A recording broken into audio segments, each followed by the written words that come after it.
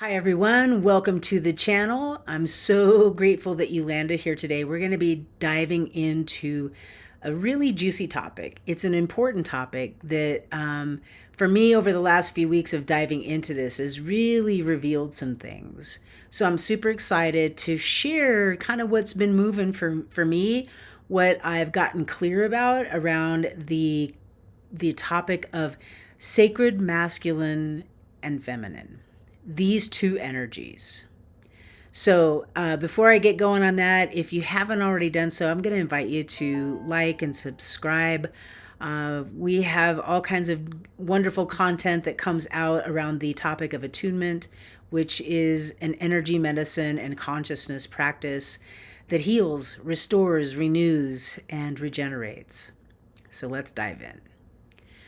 So recently, a group of us here at Sunrise Ranch and actually around the globe dove into the topic of divine masculine and feminine.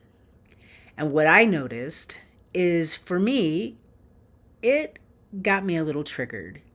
What tends to happen when people start talking about this is it moves to the discussion of the sexes, what it means to be a woman, what it means to be a man. And somehow in those discussions, it's like, okay, divine masculine is expressed through men and divine feminine is expressed through women. And it just tends to go there. And I'm not sure why. It's simply not true that the sex determines which energy is flowing through you. The reality is that we all have divine masculine and divine feminine energies, and we're all unique. Each of us a unique creation. We are a part of a whole living body of people, right? So we've all come in with certain gifts and certain energies that are maybe more potent in our expression. So I'm sure many of you have heard of the law of gender. This is part of the Hermetic tradition. It's a natural law and it's observable. We know it's a natural law because everywhere we look, these energies are at play. So the law of gender manifests in all things as masculine and feminine. And it is a law that governs what we know as creation. Like, creation doesn't happen unless masculine and feminine energy is present and involved. So this law manifests in nature as sex, the gender.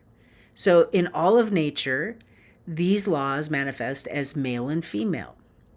But the reality is whether you're male or female, both of these energies are at work in your life to whatever degree, right?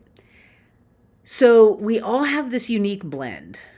And like for me growing up, I was a little bit more of a tomboy. I did not like to play with dolls. I didn't like to dress in dresses. And I was just more about playing outside, playing in the dirt, playing with sticks and toy guns and stuff like that, you know? And so for me, I remember in growing up, like it was kind of painful because the things that were natural to me, that were unique to me, that were authentic about me was frowned upon because it's like, oh, that's not very ladylike or whatever, right? And I'm sure we've all had something of our culture kind of imposed upon us, right?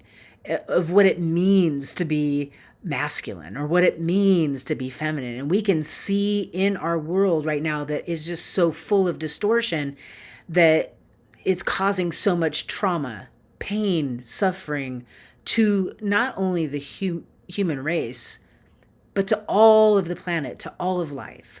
So this is an essential conversation to have some clarity of what these energies are, like how they express through us, what it means to be in a shadow state of them, and to start thinking about them and how it applies to us individually, because the reality is we have to be aware, we have to heal it in ourselves so we can bring this healing to our world. So I want to talk a little bit now about the what we would say the natural states of these two energies, like what it was meant to be, the perfect idea of these, versus, like, let's say the wounded state or the shadow state. So I have a couple of lists here that I found, which are just so awesome. You can find them on jessicazimmerman.com. She's done a really great job of just listing out what these two energies are in their most natural and real state versus the wounded state. And I just want to, before I read these off, I want to just say, for me personally, as I read through these, I really, saw where myself, how I'm like expressing some of the natural pure states of both masculine and feminine energy. But also I saw some shadows come up, right? And more importantly, I really saw how the wounded states of masculine and feminine show up in my family dynamics, in these distortion patterns that I grew up with, and with the culture at large. Okay, so let's dive into these. These are really interesting. So let's start with the divine masculine. So divine masculine takes action and initiative, is stable and secure, protective, highly present, strong leader, provider, giving, courageous and assertive, logical and decisive, purpose-driven, reliable, respected, courageous, confident, grounded, focused and disciplined, integrated, mind and heart. Now let's explore the wounded masculine. Unstable, controlling and demanding, aggressive and intimidating, withdrawn and avoidant, indecisive and ambivalent, overly competitive, manipulative, dishonest, untrustworthy, selfish, emotionally unavailable, unable to access the heart, frustrated and destructive, narrow-minded, weak leader. So just take that in. I know for me, when I looked at these lists and really tuned into it, I was able to see so much of the wounded masculine in my father, and to see how also that wounded masculine also comes forth in some of the women in my life, including myself. So let's now explore what the divine feminine, what those qualities are of the divine feminine, and then what the wounded feminine is expressing. So divine feminine is intuitive and highly spiritual, receptive and responsive, magnetic and radiant, healing and nurturing, compassionate and loving, creative and inspired, vulnerable, expressive and speaks truth, open and surrendered, relaxed, trusting, patient, supportive and empathetic, formless and flowing, feelings oriented, abundant and fertile, wise and virtuous. Here are some of the expressions of the wounded feminine.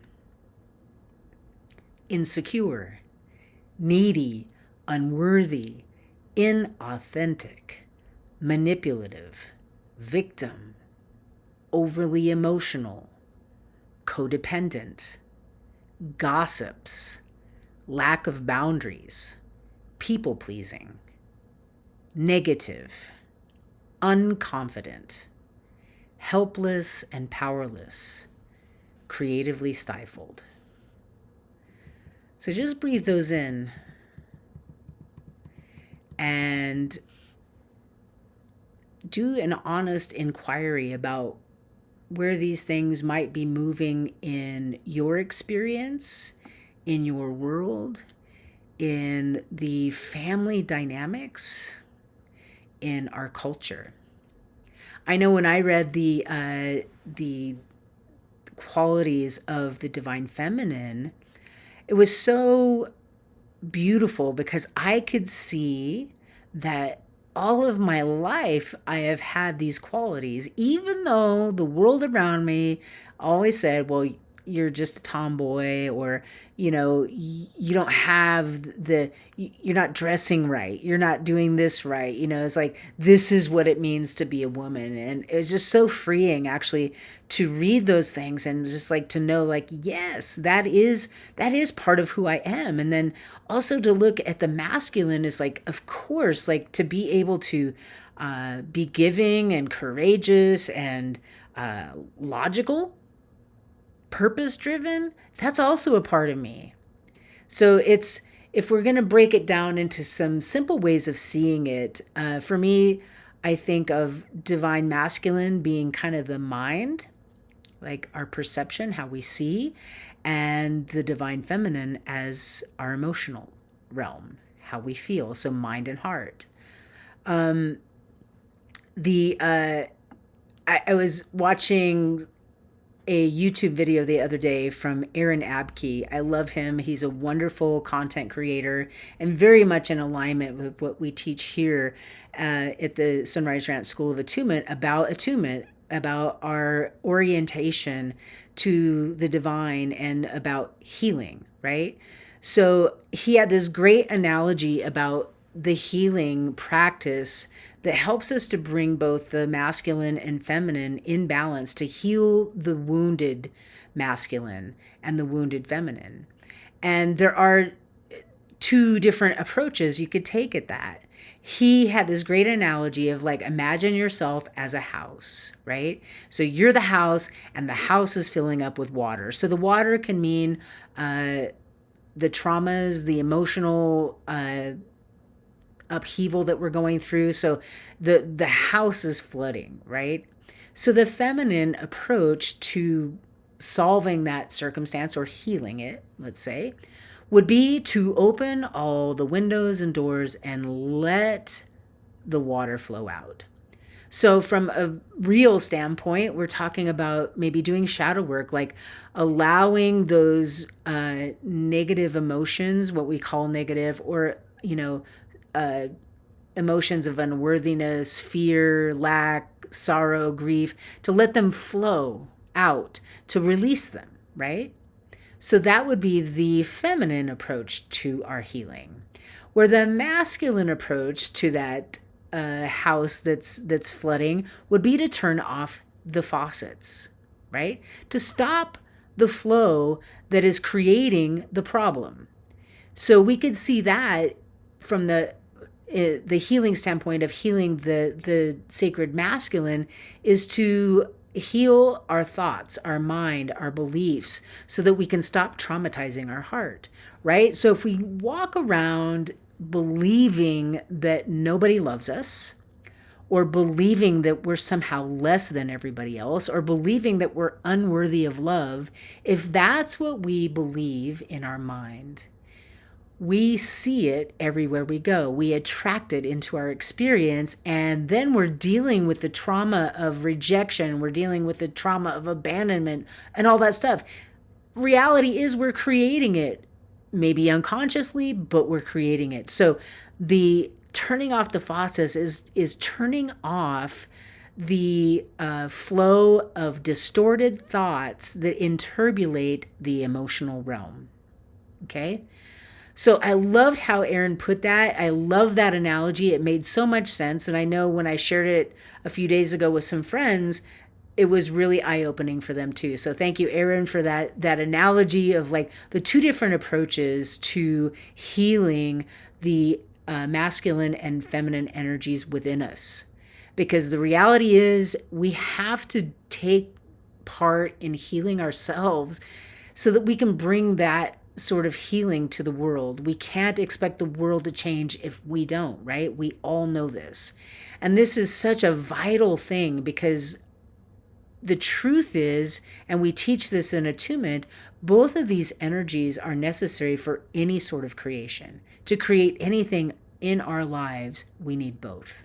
And so when we have distortion patterns in either of these energetic channels, it doesn't create a happy experience for us. It can create not only illness in our bodies, but it can create a lot of drama in our relationships. It can create lack of abundance, all kinds of things that are really not of the divine, right? It's not the natural way of being. So I want to talk a little bit about my in reflecting on all of this and just coming to this place of like so much gratitude for the attunement process, the creative process that we teach in attunement, because truly it is both the masculine and feminine approach. It's to healing, right? When we move through each of the spiritual gateways in attunement, it brings forth healing energy that helps us to dissolve and transmute these distortions in the love channel, which is the masculine, and the truth channel, which is the feminine. So in attunement, we teach each of the energy centers. So we have 7 in total, and when we're doing an attunement, we will start with the pineal. So this is the gateway where love enters in, so that positive energy of love moves in. And when I mean positive, I mean polarity. So we're looking at the polarity of the masculine as positive, and we look at the polarity of the female or the feminine as negative. And just to be clear about that, again, we're talking about magnetic polarity. We're talking about when you take 2 batteries, and when you take the 2 positive ends, you know how you're trying to push them together and they just won't come together, right? They repel. And when we take the positive end and put it to the negative end of a battery, they attract, they come together, boom. And so this is very much a part, we teach about the one law. And so we talk about radiation. So that's the positive radiation of love. And then there's a response. So we have to be open to it. We have to be at a place of negative polarity to receive it, right? And then there's an attraction. And then there's the union, and then unified radiation. We have a really great video on this channel if you want to explore the one law a little bit more.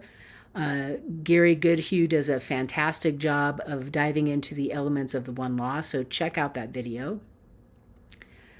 But coming back to the 7 gateways, when we open to love, we receive it, we let it come into us, and each particular gateway has a virtue that it unleashes in our experience and helps to heal.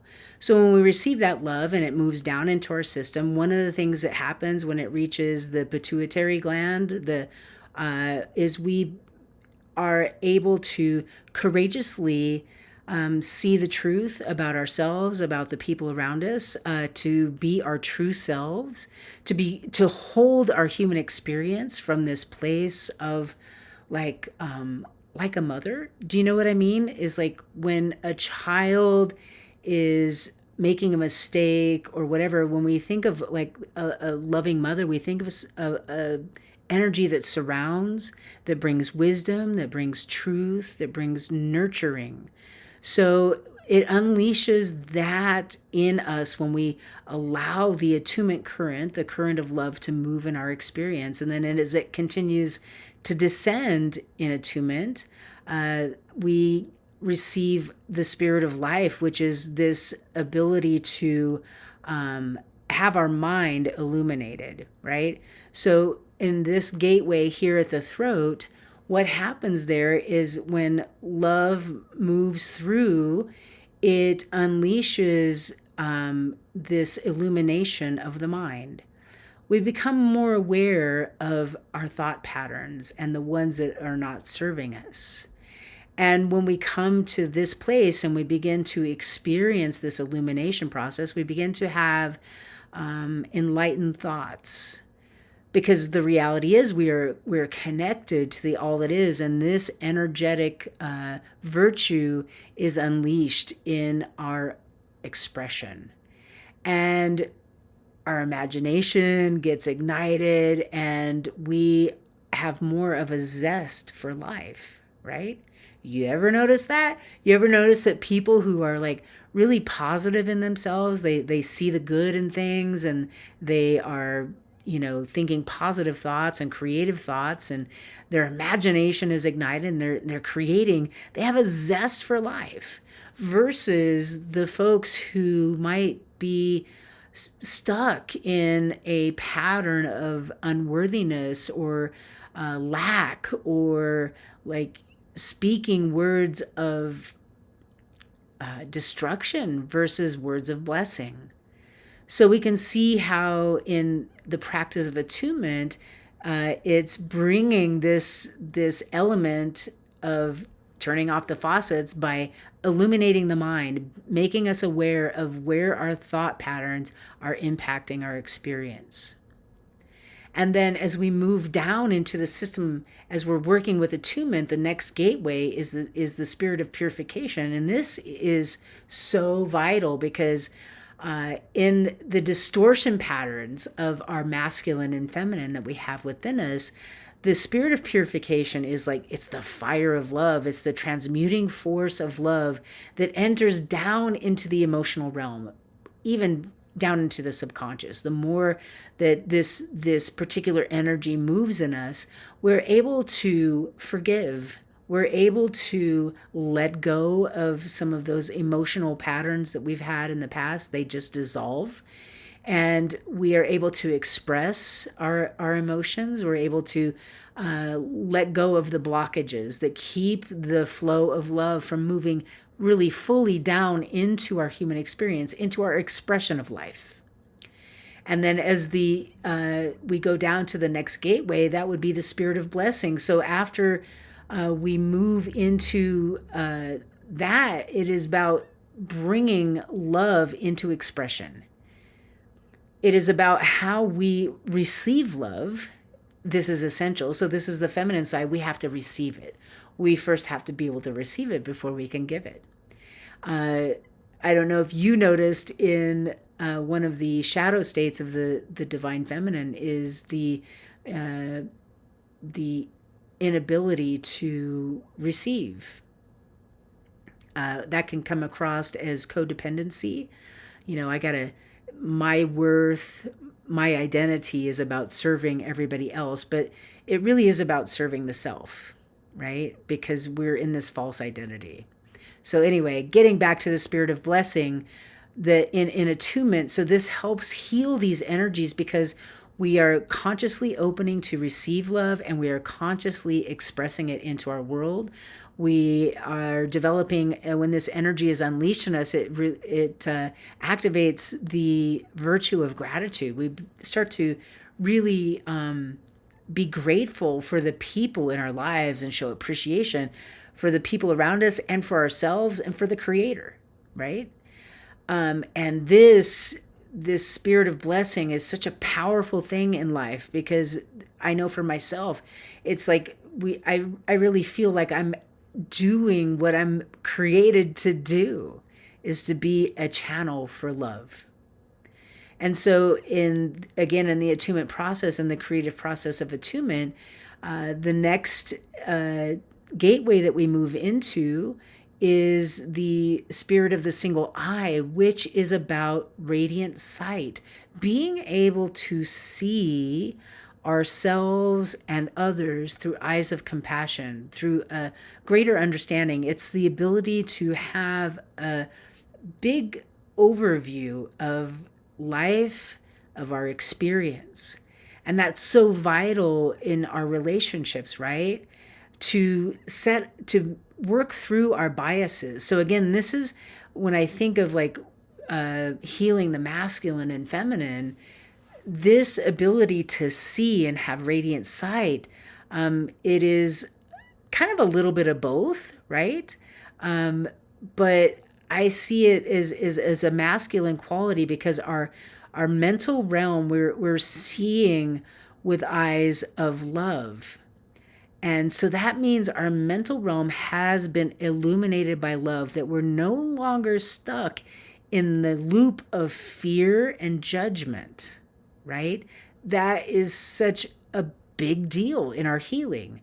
So I love that attunement naturally, in the practice of the energy medicine practice of attunement and in the consciousness practice of attunement, it is healing both the masculine and feminine. And then when we finally get to the final gateway in the human body, which is the gonad, so that's the ovaries in women and the testes in men, when we get there, what happens when this spiritual gateway is activated is we take intelligent action. So this is a masculine trait, so to speak, because we're in action. But it's the crazy thing is like this gateway is in constant communication with all of the other gateways.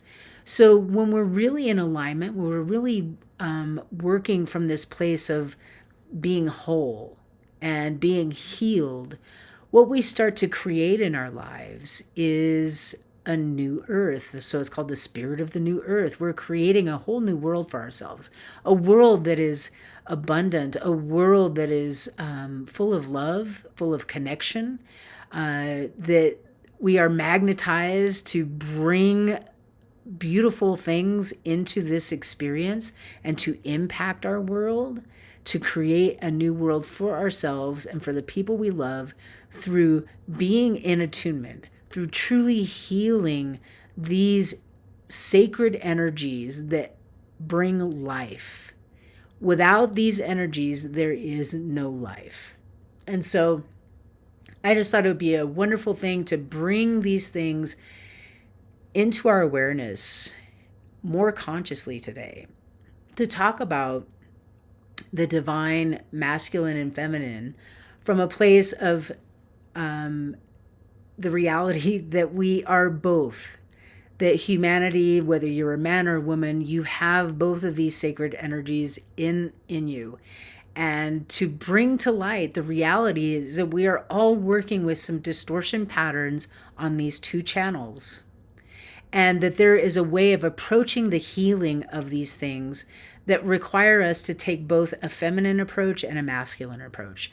That we have to let out, we have to express the whatever emotions, grief, sorrow, anger, even to let them out, to let them flow out. And at the same time, approach our healing from this attitude of being perceptive and being aware, practicing a moment by moment mindfulness that helps us to heal the mental realm so that our thoughts can be illuminated by spirit, aka love, true love, the power that heals, restores, and regenerates.